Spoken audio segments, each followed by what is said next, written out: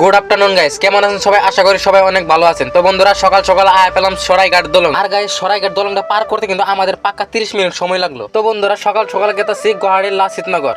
আর guys, finally কিন্তু দিঘলি পুকুরি পাইলাম। দেখেন গাইস, দিঘলি পুকুরির একটা রাস্তা, আর সামনে দেখেন, এটার সামনে কিন্তু ভাই ব্রহ্মপুত্র রিভার আছে দেখেন। আর গাইস, স্টার্টিংটা দেখেন ভাই, কি স্টার্টিং রে। আর গাইস দেখেন, গুয়াহাটি কিন্তু নতুন করে একটা বড় ব্রিজ হইতাছে, কি কমু গাইস। আর গাইস, ব্রিজটা কিন্তু অনেকই বড়, কি বলবো। আর গাইস, আইতে আইতে ফাইনালি আয়া পড়লাম গুয়াহাটির লাসিতনগর। এই লাসিতনগরে কিন্তু গাইস অনেক মানুষ বসবাস করে, কি বলবো ভাই। আর এইখানে আছে আমি আর আমার বড় ভাই আছে এইখানেই। তো আমরা দুজন ঘুরতাছি আর কি।